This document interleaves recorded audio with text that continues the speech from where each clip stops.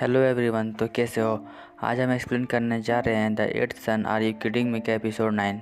Episode के starting में रखनर एक पेपर में पढ़ रहा होता है और सभी को सुना रहा होता है जो भी चीज़ें विल और उसके पार्टी ने ढूंढा है, जैसे कि एयरशिप्स और ड्रैगन गोलेम और भी बाकी चीज़ें। वे सभी चीज़ें राजा खरीद लेगा और जो मैजिक सर्कल है टेलीपोर्ट वाला, वह जादूगरों द्वारा खरीदा जाएगा। फिर रगनर बताता है कि जो लोग इस पार्टी में हैं सभी को राजा की तरफ से 2 मिलियन गोल्ड कॉइन्स मिलेंगे।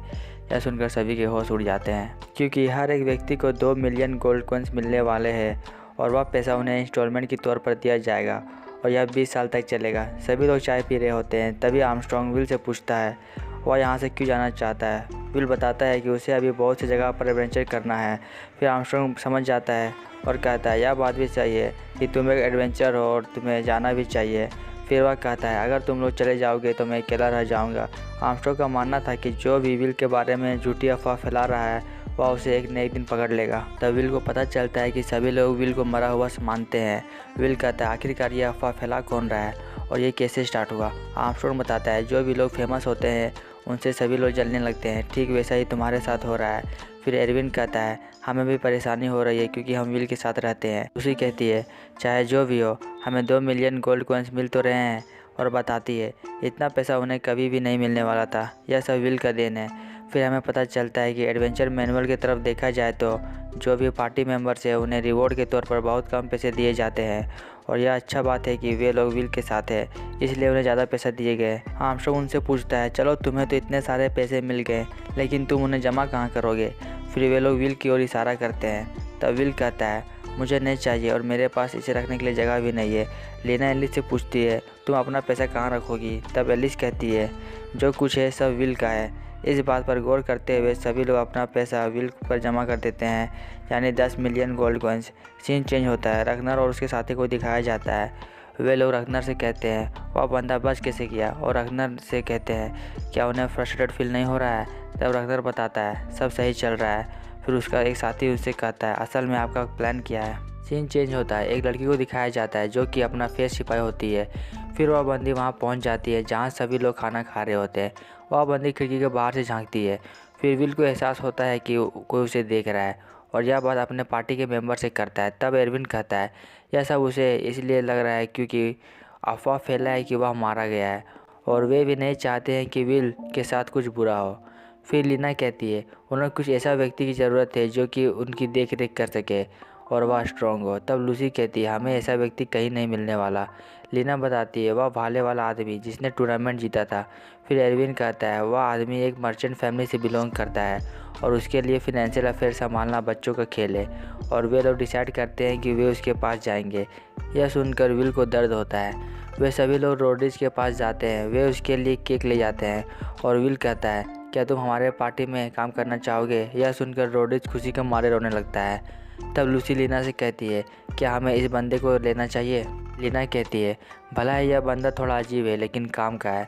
फिर हमें पता चलता है कि अगर विल और उसके पार्टी कैपिटल से बाहर जाएंगे तो रोड्रिज कैसल की देखरेख करेगा, और रोड्रिज उन्हें भरोसा दिलाता है कि वे लोग उस पर भरोसा कर सकते हैं। और फिर विल को लगता है कि कोई उसे देख रहा है। जब वह खिड़की की ओर देखता है तो वह बंदी छिप जाती है। सभी लोग केक खा रहे होते हैं। लूसी को पता चलता है कि कोई उन्हें देख रहा है। फिर लूसी खिड़की के पास जाती है और एरविन विल को डाउन कर देता है, लेकिन खिड़की के बाहर कोई नहीं होता।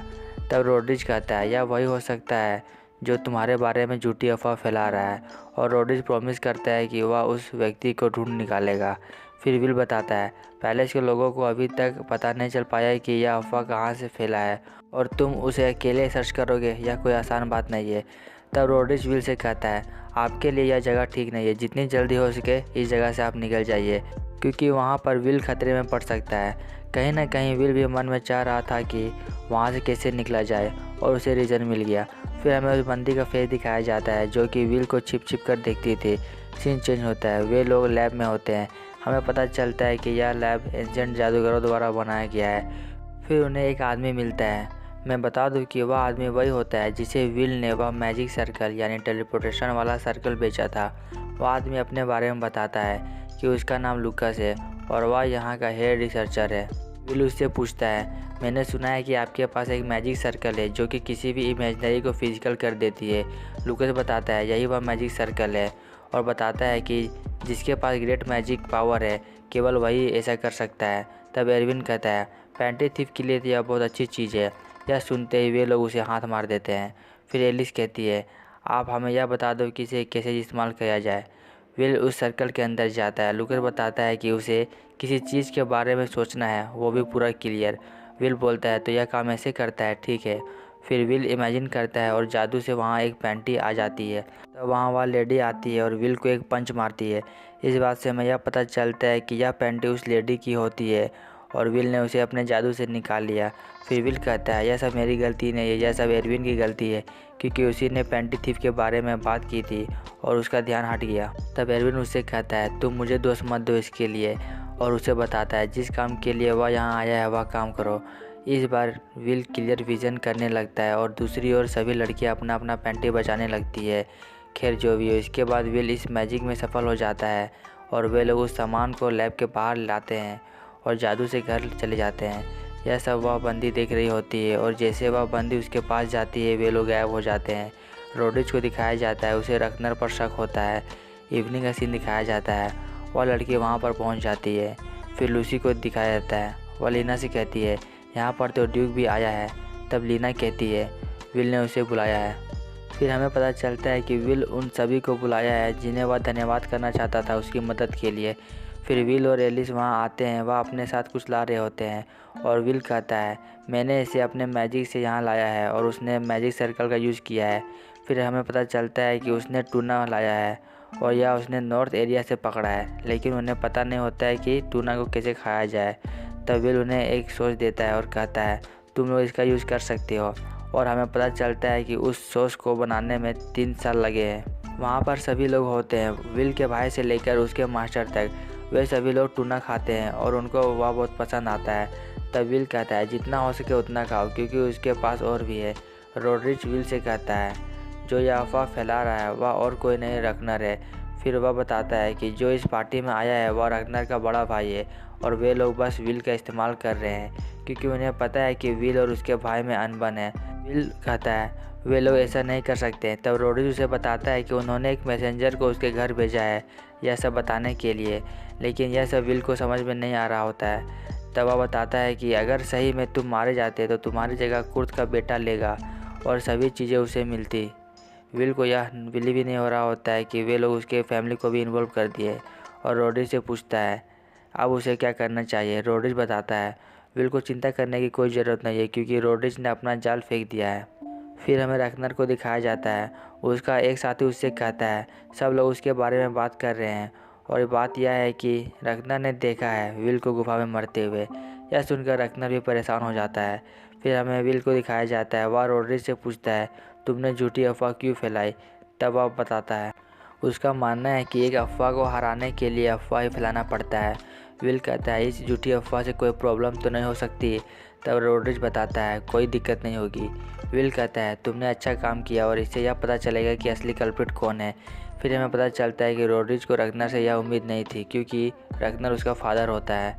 रोड्रिज बताता है रखनर ने कभी भी उसे अपना बेटा नहीं माना और बताता है कि उसकी मदर एक मर्चेंट फैमिली से बिलोंग करती थी और वह कभी वेस्ट बनना नहीं चाहती थी, लेकिन हालात ही ऐसे थे। एलिस वहाँ आती है और अपने साथ टूना लाती है और रोड्रिज को ऑफ़र करती है इसे खाने के लिए और बताती है कि यह टूना विल और उसने साथ में बनाया है। यह सभी चीज़ें वह बंदी खिड़की के बाहर से देख रही होती है। अब उससे और रुका नहीं जाता। फिर वह दरवाज़ा तोड़ रही होती है, सभी लोग लड़ने के लिए तैयार हो जाते हैं। वह दरवाज़ा तोड़कर खड़ी हो जाती है और उसके बाद वह विल की ओर जाने लगती है। तभी एरविन उसे रोकने की कोशिश करता है, लेकिन वह बंदी उसे उठा के पटक देती है। फिर वहाँ रखे रूलना को खाने लगती है, उसे वह बहुत टेस्टी लगता है। तब वहाँ एक आदमी आता है और वह बताता है कि यह उसकी बेटी है और उसका नाम विल्मा है। जब वह आदमी विल्मा को पूछता है क्या तुम विल को जानती हो, तब विल्मा कहती है तुम पास हो गए हो और एलिस से एक ही बात का रट लगा देती है मुझे टूना खाना है। फिर वह आदमी बताता है विल्मा के लिए सबसे ज़्यादा इम्पोर्टेंट उसका खाना है। तभी उधर से ब्रांटक आता है और कहता है आज मैंने हीरो सिंड्रोम को देख ही लिया। विल को कुछ समझ नहीं आता। ब्रांटक बताता है इसका मतलब यह कि उसके बॉडी में हर समय मैजिक चलता रहेगा।